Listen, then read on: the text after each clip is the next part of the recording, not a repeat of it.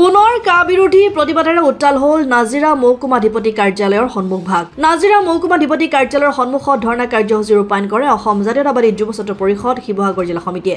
প্ৰতিবাদকাৰীসকলে বিভিন্ন চৰকাৰ বিৰোধী শ্লোগানেৰে নাজিৰা মহকুমাধিপতি কাৰ্যালয়ৰ সন্মুখ উত্তাল কৰি তোলে।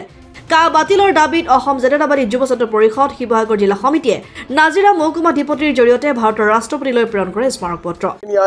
চমুকৈ কা অসমীয়া মানুহে কোনোদিন মানি লোৱা নাই আৰু মানি নলয় ভৱিষ্যতৰ দিনতো। কাৰণ অসমীয়া জাতিৰ আহিবলগীয়া ভৱিষ্যত প্ৰজন্মই এই অসমত থাকি যে বাংলাদেশীৰ হাতত খেদা খাব লাগিব এইটো নিশ্চিত কথা, এইটো সত্য কথা। সেইবাবে আমি অসমীয়া ৰাইজ অকল অসম জাতীয় যুৱ ছাত্ৰ পৰিষদ বুলি নহয়, অসমীয়া প্ৰতিজন নাগৰিকে কা কোনোদিন সমৰ্থন কৰা নাই। যদি নৰেন্দ্ৰ মোদী ডাঙৰীয়া ইমানেই হিন্দু বাংলাদেশী তেওঁ মৰম জাগিছে, তেন্তে গুজৰাটত তেওঁলোকে হিন্দু নাগৰিকক, হিন্দু বাংলাদেশী নাগৰিকক নাগৰিকত্ব দিয়ক।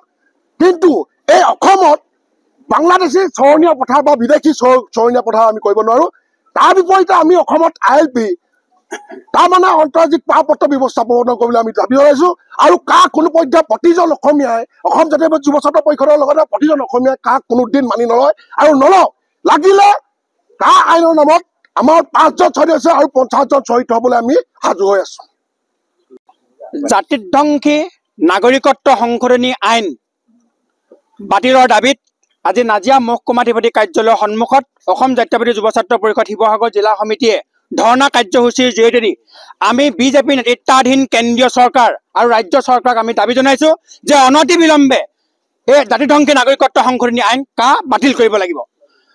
যিখন আইন অসাংবিধানিক, অগণতান্ত্ৰিক আৰু সাম্প্ৰদায়িক, যিখন আইনে অসমীয়া জাতিৰ অস্তিত্ব বিপন্ন কৰিব, তেনেকুৱা এখন নাগৰিকত্ব সংশোধনী আইন আমাৰ অসমীয়া জাতিক অসমত জাপি দিব বিচাৰিছে। এই কাৰ্যক আমি তীব্ৰ ভাষাৰে গৰিহণা জনাইছো। আৰু আমি প্ৰথমৰ পৰাই অসম জাতীয়তাবাদী যুৱ ছাত্ৰ পৰিষদে দাবী জনাই আহিছো যে যেতিয়াৰ পৰাই এই নাগৰিকত্ব সংশোধনী বিল আছিল তেতিয়াও আমি প্ৰতিবাদ কৰিছিলো অসমৰ জনসাধাৰণক লগত লৈ। আৰু আজিও আমি কৈছো যে যিকোনো কাৰণতে অসম নাগৰিকত্ব সংশোধনী আইন বাতিল কৰিব লাগিব।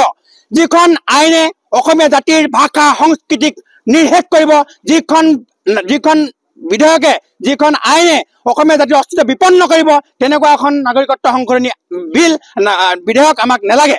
আৰু আমি অসম জাতীয়তাবাদী যুৱ ছাত্ৰ পৰিষদে আমি তীব্ৰ ভাষাৰে গৰিহণা জনাই কৈছো, সৌসিদিনা অমিত শ্বাহে কৈছে যে যেতিয়াই নিৰ্বাচন আহিব তেতিয়াই তেখেতে কাৰ কথা প্ৰসংগ আনে।